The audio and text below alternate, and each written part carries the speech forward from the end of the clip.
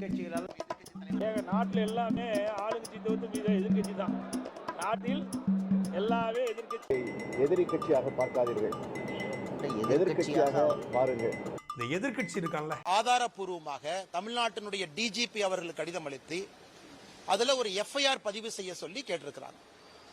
நமக்கு தெரியும், இந்த prevention of money laundering act PMLA section 66 இடிக்கு ஒரு தகவல் கிடைக்கிறது, வேறொரு கேஸ்ல சோதனை பண்றாங்க, அந்த கேஸ்ல இன்னொரு ஆதாரம் கிடைக்குதுன்னா செக்ஷன் 66 படி அந்த சம்பந்தப்பட்ட ஏஜென்சிக்கு அந்த ஆதாரத்தை கொடுக்க வேண்டியது இடியினுடைய கடமை.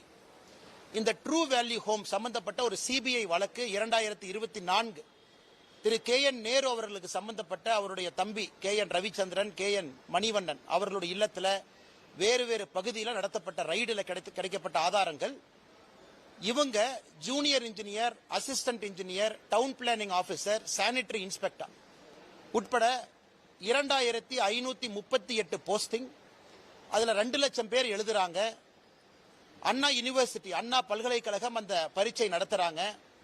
அதுல எப்படியெல்லாம் ஊழல் செய்திருக்கின்றார்கள், குறிப்பாக 150 கடைசி அந்த 2538 தேர்ந்தெடுக்கப்பட்டவங்கல்ல 150 பேர் நேரடியான ப்ரூஃபை இடி அளிக்கிறாங்க.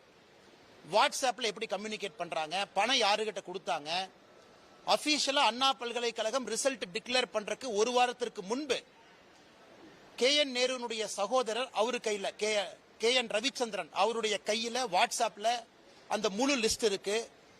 பிரிலிமினரி பரீட்சையில பாஸ் ஆகாத ஒருத்தர் ஒரு புரோக்கர் இன்ஃப்ளூயன்ஸ் பண்ணி ஃபைனல் லிஸ்ட்ல பேரை சேர்த்துறார். இது போன்ற பல ஆதாரங்கள்ல 232 பக்கம் அதை திரட்டி சேகரிச்சு செக்ஷன் 66 PMLA ஆக்ட் அடிப்படையில் தமிழ்நாட்டினுடைய டிஜிபிக்கு அளித்து இதுவரை ஒரு பேச்சு மூச்சு இல்ல.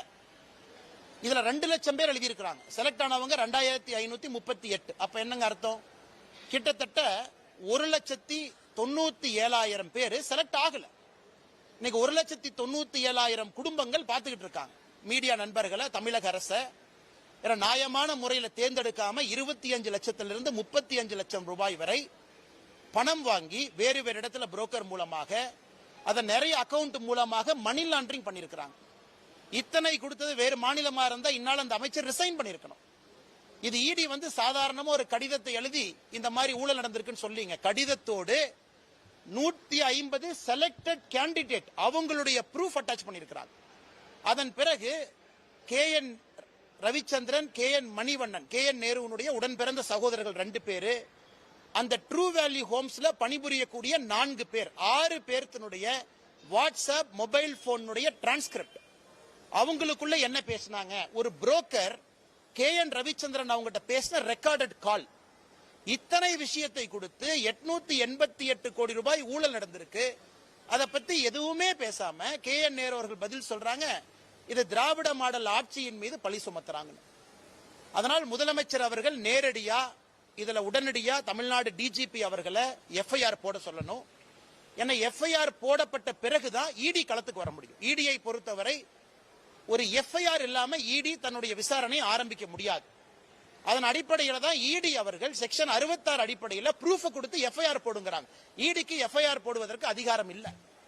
அதன் பிறகு சம்பந்தப்பட்டவர்கள் யாராக இருந்தாலும் இடி நடவடிக்கை எடுக்கும். ஏன்னா அதுல மணி லாண்டரிங் நடந்திருக்கு. இது எதுவுமே இல்லாம காலையில முதலமைச்சர் அவர்கள் தன்னுடைய சமூக வலைதளத்தில் போடுறாரு, பாரத பிரதமர் நரேந்திர மோடி ஐயா அவர்கள் பீகார்ல இருந்து தமிழக மக்களை இன்சல்ட் பண்ணிட்டாங்க, தமிழ்நாட்டை பத்தி தப்பா பேசிட்டாங்க.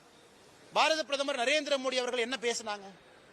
தமிழ்நாட்டில் வசிக்கக்கூடிய, தமிழ்நாட்டிலே வேலை பார்க்கக்கூடிய பீகாரை சேர்ந்த இங்கே வேலை பார்க்கக்கூடிய சொந்தங்கள், தமிழ்நாட்டி மாறன் அவர்கள் பீகாரில் இருந்து இங்கே பணிபுரியக்கூடியவங்களை மிக மோசமா பேசினாங்க. TRB ராஜா, திரு பொன்முடி, திரு ராசா, இவங்க எல்லாமே வேறு வேறு காலகட்டத்தில் பான் பிராக்கு வாயன், டாய்லெட் கட்டுறவங்க, இதை பேசியதைத்தான் பாரத பிரதமர் நரேந்திர மோடி அவர்கள் தமிழகத்தில் பீகாரை சார்ந்த தொழிலாளிகளை திராவிட முன்னேற்ற கழகத்தினுடைய தலைவர்கள் அவமானப்படுத்தினாங்க.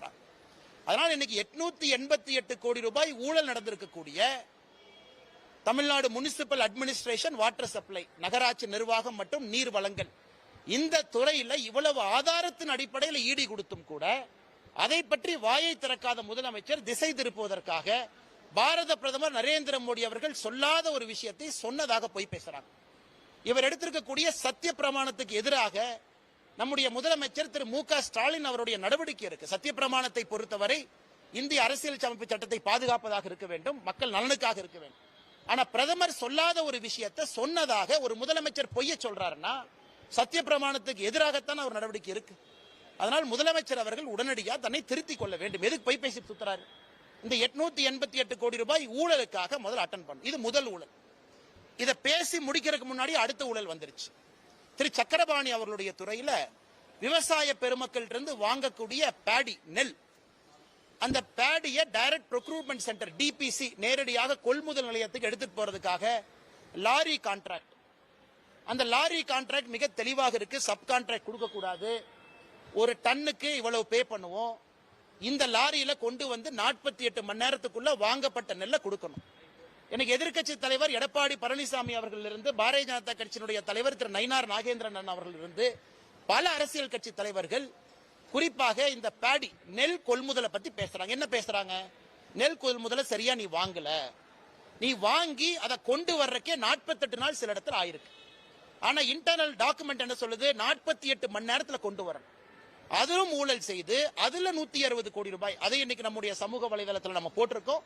இது சம்பந்தமாக ஏற்கனவே அறப்போர் இயக்கமும் பேசி இருக்கிறாங்க. இன்னைக்கு ஒரு தனியார் பத்திரிகை சம்பந்தமாக விலாவரியாக அதிலே பாதிக்கப்பட்ட லாரி ஓனர், ட்ரக் டிரைவர் அவங்க கிட்ட பேசி விலாவரியாக அதை பத்திரிகையிலும் பிரசுரம் பண்ணியிருக்கிறாங்க. 160 கோடி ரூபாய் திரு சக்கரபாணி அவர்களுடைய துறை, 888 கோடி ரூபாய் திரு KN நேரு அவர்களுடைய துறை.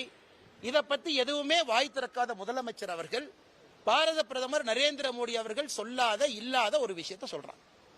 மூன்றாவது ஒரு விஷயம் என்று சொன்னோம், நம்முடைய சார் ஸ்பெஷல் இன்டென்சிவ் ரிவிஷன். நேற்று நம்முடைய தலைமை தேர்தல் அதிகாரி CEO அவர்கள் எல்லா அரசியல் கட்சியும் கூப்பிட்டிருக்கிறாங்க. அனைத்து இந்திய அண்ணா திராவிட முன்னேற்ற கழகம், பாரதிய ஜனதா கட்சி, நிறைய கட்சிகள் இதுக்கு ஆதரவு கொடுக்கிறாங்க. அதாவது சிறப்பு திருத்தம் வாக்காளர் பட்டியல், இதுக்கு எல்லாம் ஆதரவு கொடுக்கிறாங்க. திராவிட முன்னேற்ற கழகம் எதிர்க்கிறாங்க.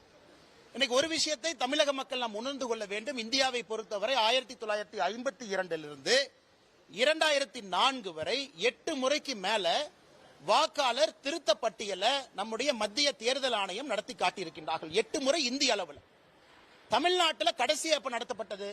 2002 197 தொகுதிக்கும் 2005 37 தொகுதிக்கும் நம்ம நடத்தியிருக்கோம். தமிழ்நாட்டிலையும் 20 ஆண்டுகளுக்கு முன்னாடி நடத்தியிருக்கோம். தலைமை தேர்தல் அதிகாரி, எலெக்ஷன் ஆணையத்தினுடைய கடமை இந்த வாக்காளர் பட்டியல் திருத்தத்தை அப்பப்போது நடத்து, யாரு ஓட்டு போடுறாங்க, அந்த இன்டெகிரிட்டி ஆஃப் எலெக்ஷன் ரோல் சரியா இருக்கணும். இதை பீகார்ல நாம் புரிந்து கொள்ள வேண்டும். பீகார்ல நடத்தப்பட்ட பிறகு அப்பீலில் ஒருத்தர் கூட வரல. முழுமையாக நடத்தி முடிக்கப்பட்ட பிறகு யாராவது வாக்காளர்ல தவறா இருக்கிறாங்க, யாராவது நீக்கப்பட்டிருக்கிறாங்க, குடியுரிமை இல்லாதவங்க இருக்கிறாங்க, ஃபைனல் எலக்ட்ரல் ரோல் பப்ளிஷ் ஆனதுக்கு அப்புறம் ஒருவர் கூட வந்து தவறு நடந்துச்சுன்னு ஒருத்தர் சொல்ல 100% கிளீனா நடத்திருக்காங்க. இன்னைக்கு 12 மாநிலம் தேர்தலுக்கு செல்லக்கூடிய தமிழகம் உட்பட நமக்கு இன்னைக்கு நவம்பர் 3ஆம் தேதியிலிருந்து டிசம்பர் 4ஆம் தேதி வரை ஆரம்ப கால எனுமரேஷன் ஃபார்ம் இதை கொடுத்து வேலையை ஆரம்பிக்கிறாங்க. இதை ஒரு மாநில அரசு ஆதரிக்கணும் தார. ஏன்னா மாநில அரசு தான் ஆபீசர்ஸ் கொடுக்கணும். ஒரு பூத்துக்குமே பூத் லெவல் ஆபீசர் BLO கொடுக்கணும். அதன் பிறகு ஒரு சட்டமன்றத்திற்கு எலக்ட்ரல் ரெஜிஸ்ட்ரேஷன் ஆபீசர் ERO கொடுக்கணும். அதன் பிறகு ஒரு தாலுகாக்கு assistant electoral registration officer AERO கொடுக்கணும். இதெல்லாம் மாநில அரசுடைய கடமை.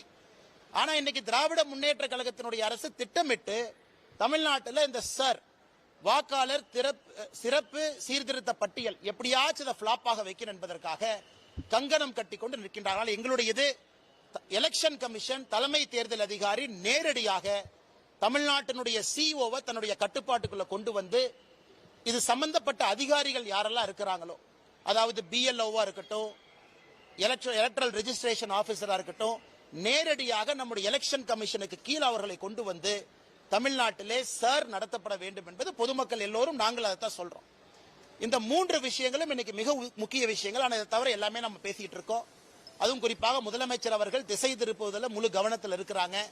இதை 3ஐயும் உங்களிடம் சொல்லணும். அதுக்கப்புறம் நம்முடைய திருப்பூர்ல சின்ன காளிபாளையத்தில் திருப்பூர் மாநகராட்சி இன்னைக்கு அங்க இருக்கக்கூடிய குப்பைகள்லாம் கொண்டு வந்து இன்னைக்கு நம்முடைய பல்லடத்துக்குள்ள சின்ன காளிபாளையத்தில் கொட்டுறாங்க. திருப்பூர் மக்கள் நல்லா இருக்கணும். இது தேவையெல்லாம் பாத்தீங்கன்னா திருப்பூர், பல்லடம், கோயம்புத்தூருக்கு சண்டை உண்டாக்குறாங்க. இதே மாதிரி வெள்ளலூர், ஒரு காலத்துல அவ்வளவு பறவைகள் வந்திருக்கக்கூடிய சரணாலயமா இருந்த வெள்ளலூர்ல ஆயிரக்கணக்கான டன் குப்பைகளை கொட்டி வெள்ளலூர் பகுதி மக்கள் ஆயிரக்கணக்கானவர்கள் மனித சங்கிலி போராட்டம் நடத்தி இன்னைக்கு அந்த பக்கமே போக முடியாத அளவுக்கு பண்ணிருக்காங்க. இன்னைக்கு அதே வேலையை சின்னக்காளிபாளையத்துல பண்றாங்க. இடுவாய் ஊராட்சியில இதற்கு முன்பு கிராம சபை கூட்டத்தில் குப்பையை கொண்டு வராதீங்கன்னு சொன்ன பிறகு கூட இன்னைக்கு 2500க்கும் மேற்பட்ட மக்கள் அங்கு உட்கார்ந்து ஆர்ப்பாட்டம் போராட்டம் செய்து கொண்டிருக்கின்றார்கள். அதனால் உடனடியாக திருப்பூர் மாநகராட்சி இதை கைவிட வேண்டும் என்று கேட்கின்றோம். இதை தாண்டி நீங்க குப்பையை கொண்டு வந்தா முதல் லாரியை தடுப்பதற்கு பாரதிய ஜனதா கட்சி எங்களுடைய மாவட்ட தலைவர் ஸ்ரீனிவாசன் அவர்கள், அங்க இருக்கக்கூடிய தலைவர்கள் அண்ணன் ஏபி முருகானந்தம் அவர்கள், நாங்கள் எல்லோருமே முதல் லாரியை தடுக்கிறதுக்கு அங்க போகத்தான் போறோம். அதனால திருப்பூருக்குள்ள பணம் கொடுத்து எப்படியாச்சும் அந்த குப்பை இன்சினரேட் பண்ண பாருங்க. திருப்பூர் மக்களும் நிம்மதியா இருக்கணும். அவ்வளவு வருமானம் வரி கட்டக்கூடிய ஒரு மாவட்டம், ஒரு பகுதி. அந்த குப்பையை கொண்டு வந்து இன்னொரு பகுதியில் கொட்டி தேவையில்லாத பிரச்சனை உருவாக்காதீங்க. அதே இடத்துல மத்திய அரசினுடைய மூங்கில் பூங்கா இருக்கு. வனமரபியல் வனப்பெருக்கு மத்திய அரசினுடைய நிறுவனம் மூங்கில் பூங்காவை சின்னக்காளிபாளையத்தில் உருவாக்கி இருக்கிறாங்க. அங்க ஆக்சிஜன் கொடுக்கணுங்கிறக்காக இந்த குப்பையை அந்த மூங்கில் பூங்காக்கு ஆப்போசிட்லயே வந்து கொட்டுறாங்க. அதனால் இதையும் கடுமையாக கண்டிக்கின்றோம். இதையும் உடனடியாக மாநில அரசு தலையிட்டு கவனம் கொடுத்து அந்த குப்பையை கொண்டு வந்து சின்னக்காளிபாளையத்தில் கொட்டுகின்ற நடவடிக்கையை தடுத்து நிறுத்த வேண்டும். நண்பர்கள் உங்களுக்கு கேள்வி இருக்கும், கேளுங்க, பதில் சொல்றேன். கேளுங்க. சாரி அண்ணா. போட்டியிடும் போது பிரதமர் பேசுறது சர்ச்சையாச்சு. அப்போ வந்து பாஜக யாருமே கண்டுக்கல, தமிழ்நாட்டில் இருக்கிற பாஜக காரங்க யாருமே கண்டுக்கல அப்படிங்கிற ஒரு குற்றச்சாட்டு தமிழ் வலைதளங்கள் போயிட்டு இருக்கு. அதே சமயம் அமித்ஷா கூட பேசினாரு, ஒரு தமிழர் வந்து ஒடிசாவை ஆளலாமா அப்படிங்கிற மாதிரி பேசியிருந்தாரு. அண்ணா இன்னைக்கு இதே ஒரு சிம்பிள் கேள்விங்க அண்ணா, நியாயமான கேள்விதான் நீங்க கேட்கறீங்க. தமிழ்நாட்டிலே பிறந்து வளர்ந்திருக்கக்கூடிய நம்ம தமிழன் அப்படிங்கிற அடையாளத்தோடு சொல்றோம். என்னை பொறுத்தவரை எல்லோரும் தமிழர்கள் தான். யாராவது நார்த் இந்தியாவிலிருந்து வந்து தமிழ்நாட்டில் பிறந்து வளர்ந்து அவர்கள் தமிழ்நாட்டினுடைய வருகின்ற காலத்தில் முதலமைச்சர் ஆவதற்கு தகுதி இருக்கா அப்படிங்கறத திராவிட முன்னேற்ற கழகம் தெளிவுபடுத்தணும். திராவிட முன்னேற்ற கழகத்திற்கு நாங்கள் வைக்கக்கூடிய சவால் என்னன்னா, தமிழ்நாட்டிலே பிறந்து வளர்ந்திருக்கக்கூடிய ஒருவர் அவங்களுடைய டெபினிஷன் ஆஃப் தமிழன் அப்படிங்கறத தாண்டி இன்னைக்கு இருக்கிறவங்க தமிழ்நாட்டினுடைய முதலமைச்சராக வர முடியுமா அப்படிங்கறத திமுக சொல்லட்டும். இதைத்தான் ஒரிசால 2024 நடந்த சட்டமன்ற தேர்தலில் அவங்க பேசினாங்க. ஒரிசால யார் ஆள வேண்டும் என்பது அங்க இருக்கக்கூடிய அரசியல் கட்சிகள் அடிச்சுக்கிட்டாங்க. ஃபைனலா மக்கள் ஒரு தீர்ப்பு கொடுத்தாங்க. இதை பற்றி யார் விவாதம் வைத்தார்களோ பாரதிய ஜனதா கட்சிக்கு வாக்களித்து இன்னைக்கு கொண்டு வந்திருக்கிறாங்க ஆட்சிக்கு. இன்னைக்கு நம்முடைய முதலமைச்சர் அவர்கள் சொல்லி இருப்பது தமிழ்நாட்டு மக்களை மோடி அவமானப்படுத்திட்டார். அதைத்தான் நான் இங்கே நண்பர்களிடம் கேட்கின்றேன். என்ன அவமானப்படுத்துறார்? திராவிட முன்னேற்ற கழகம் செய்திருக்கக்கூடிய அட்டூழியத்தனமான வேலையை எடுத்து சொல்லியிருக்கிறாங்க. அதுவும் உங்களுக்கு தெரியும், அவ்வளவு ஃபுட்டேஜ் இருக்கு. திமுகவினுடைய அமைச்சர்கள் மூத்த தலைவர்கள் அசிங்கப்படுத்தி இருக்கிறாங்க. அதை கேள்வி கேட்டால் இவர்களுக்கு எது கோபம் வருது? பிரதமர் சொல்லாத ஒரு விஷயத்தை முதலமைச்சர் பொய் சொல்லலாமா? அவர் எடுத்திருக்கக்கூடிய சத்திய பிரமாணத்திற்கு எதிரானது என்பதை நாம் கேள்வி கேட்கின்றோம். அண்ணா ரெண்டாவது ஒரு கேள்வி கேட்டீங்கன்னா சாரிங்கண்ணா. மோடி வந்து ஜெகநாதர் கோயில் சாய் வந்து தமிழரோட இருக்கணும் அப்படின்னு சொல்லியிருந்தாரு. தமிழர்கள் வந்து திருடர்களா சித்தரிக்கிறாங்கன்னு சொல்லி ஒரு சர்ச்சை போட்டு அந்த மாதிரி ஒரிசால யாரும் சொல்லவில்லை. அதை போன்று யாரும் அவமானப்படுத்தப்படவில்லை. ஒரிசாவிலே கேட்கப்பட்ட கேள்வி, ஒரியாவை ஆளுவதற்கு யாருக்கு தகுதி இருக்கிறது என்பதுதான் ஒரிசால கேட்கப்பட்ட கேள்வி. அதே கேள்வி எனக்கு திமுக கேட்கிறாங்க, டெபினிஷன் கொடுக்கட்டும். அப்ப தமிழ்நாட்டில் இருக்குன்னா ஒரிசால இருக்குன்னு நான் ஒத்துக்கிறேன். இன்னைக்கு திராவிட முன்னேற்ற கழகத்தினுடைய தலைவர் திரு ஸ்டாலின் அவர்கள் நார்த் இந்தியாவில் பிறந்து ஒருத்தவங்க இன்னைக்கு தமிழ்நாட்டில் வந்திருக்கிறாங்க, குடும்பமா ஷிஃப்ட் ஆயிருக்கிறாங்க கடந்த 10 வருஷத்துல. அவங்க 25 வருஷம் கழிச்சு தமிழ்நாட்டினுடைய முதலமைச்சராக வருவதற்கு தகுதி இருக்குன்னு ஸ்டாலின் ஐயா சொல்லட்டும். அவர் கேட்கக்கூடிய எந்த கேள்விக்கு நான் பதில் சொல்றேங்க ஐயா. மீறி இங்க வந்து இந்த வாக்காளர் தீவிர சீர்திருத்தம் சார், அது வந்து இங்க வந்து நடைமுறையில் வருமானம். ஆனா எலெக்ஷன் கமிஷனுடைய லெட்டர் பாத்தீங்கன்னா மாநிலத்தினுடைய சிஇஓ சீஃப் எலக்ட்ரல் ஆபீசர் திரு பட்நாயக் அவர்களுக்கு அதிகாரம் கொடுத்திருக்கிறாங்க. உடனடியாக அந்த ப்ராசஸ் அவங்க டேக் ஓவர் பண்ணிக்கணும். இது சம்பந்தப்பட்ட எந்த அதிகாரையும் மாநில அரசு டிரான்ஸ்பர் பண்ணக்கூடாது எலெக்ஷன் கமிஷனுடைய அனுமதி இல்லாம. அதே நேரத்தில் உடனடியாக விரைவில் என்கின்ற வார்த்தையை பயன்படுத்தி இருக்கிறாங்க. இப்ப நான் சொன்ன போஸ்ட் எல்லாமே ஃபில் பண்ணணும். Booth level agent, booth level ஆபீசர்ல இருந்து எல்லாத்தையும் ஃபில் பண்ணணும். Electoral registration officer, assistant electoral registration ஆபீசர்லாம் இது மாநில அரசினுடைய கடமை. காரணம், தேர்தல் ஆணையத்தை பொறுத்தவரை article 324 1950 representation of people act இதுக்கு மத்திய தேர்தல் ஆணையத்திற்கு அதிகாரம் இருக்கு. இதையும் தாண்டி திராவிட முன்னேற்ற கழகம் குழப்பத்தை ஏற்படுத்தால் நேரடியாக எலெக்ஷன் கமிஷனை தலையிட்டு இது நடத்த வேண்டும் என்பதும் எங்களுடைய எதிர்பார்ப்புங்க. யாருக்கு அதிகாரம் இல்லைங்கன்னா அவங்க பதவியை ரிசைன் பண்ணிட்டு வீட்டுக்கு போனுங்கண்ணா. இது நடத்துவதற்கு விடமாட்டோம் என்று ஏதாவது ஒரு அமைச்சர் சொன்னாங்கன்னா அரசியலமைப்பு சட்டத்துக்கு எதிராக பேசுகின்றார்கள். உடனடியாக அவர்களை தகுதி நீக்கம் செய்யப்பட்டு வீட்டுக்கு அனுப்பணும். நான் சொல்ல, கான்ஸ்டிடியூஷன் ஆஃப் இந்தியா சொல்லுது. ஒரு அமைச்சரும் ராஜ்பவன்ல போய், ஏன்னா அவங்க தான் படிக்காமையே எல்லாம் பதவி பிரமாணம் எடுத்துறாங்களே, அதை படிச்சாங்கன்னா தெரியும் என்னன்னு. இந்திய அரசியலமைப்பு சட்டத்தின் மீது நம்பிக்கையை வைத்திருக்கின்றேன், நான் பாடுபடுவேன், காப்பாற்றுவேன் எல்லாம் படிச்சாங்கல்ல. அது இவங்க படிச்சாங்களா யார் படிச்சாங்கன்னு தெரியல. அதனால ஏதாவது ஒரு அமைச்சர் இதை நாங்கள் நடத்த விடமாட்டோம் என்று சொன்னால் ரிசைன் பண்ணிட்டு வீட்டுக்கு போங்க, இல்லாட்டி ஆட்சியை கலைச்சிருங்க. பிரசிடென்ட் ஆஃப் இந்தியா கீழே போட்டு புது எலெக்ஷன் நடத்துவோம். எதிர்க்கட்சிகளால் நாட்டில் எல்லாமே ஆளுங்கட்சி தவிர்த்து எதிர்கட்சி தான். நாட்டில் எல்லாமே எதிர்கட்சி. எதிரி கட்சியாக பார்க்காதீர்கள், எதிர்க்கட்சியாக பாருங்கள். இந்த எதிர்க்கட்சி இருக்கான்ல